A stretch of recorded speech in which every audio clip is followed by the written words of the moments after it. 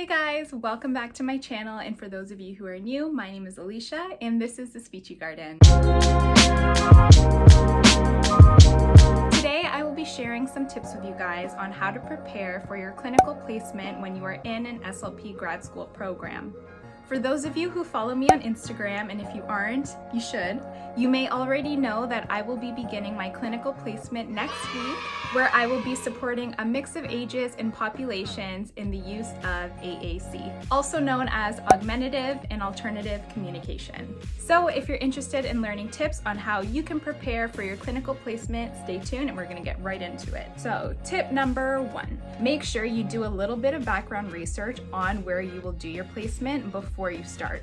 It's a good idea to understand the company before walking in so you're not blindsided when you have your initial orientation. It's important for you to understand the values of the company and the type of services they deliver. And already being familiar with the general information of the company will make any of the new information you learn on your first day make a lot more sense. And it will also leave a great first impression for your supervisor that you already have so much knowledge about the company, and you can complement some things that you actually appreciate about the company and its values. You also want to figure out any logistics before you begin your placement.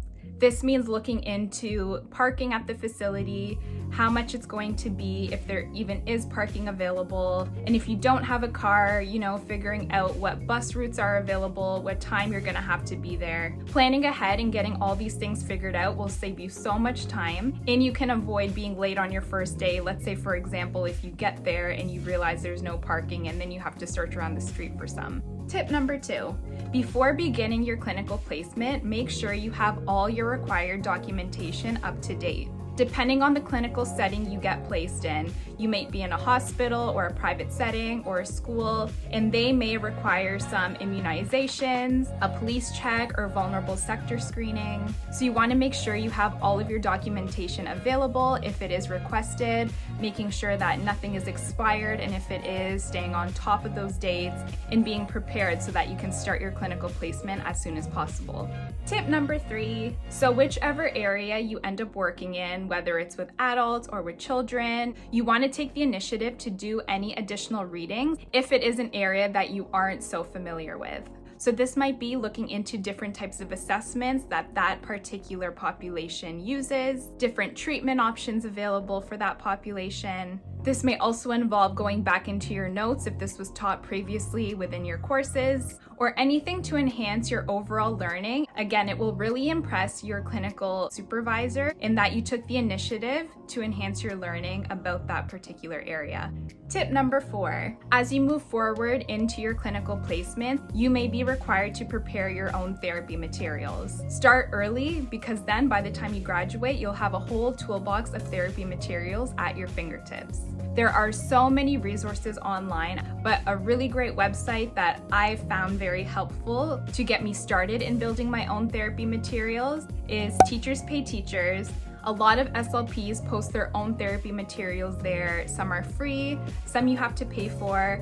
There's also Pinterest. You can find a lot of different ideas there. And as SLPs, we need to be creative. So use these different websites to build your inspiration, gather ideas, and make it your own. Tip number 5, while you're on clinical placement, try your best to stay organized. On your first day of placement, you're probably going to get some orientation papers, maybe some helpful resources to get you started on placement. This means keeping a planner, keeping a folder, a binder, whatever it is you need to keep them organized so you know where to access them if you need them. While I'm on placement, I like to keep a binder with me and use dividers to break up different sections. So one section might be for my caseload and all the notes I make regarding my clients. I'll have another section for observation notes, so if I'm observing my clinical supervisor and I want to just take down some rough notes, I have a separate section for that, and then a third section for clinical reflection.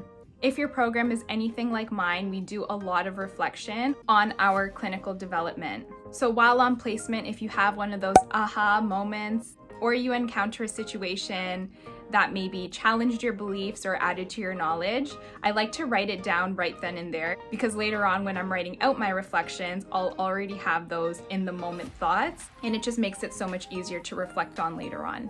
Tip number 6. I can't stress this tip enough, but look professional, guys.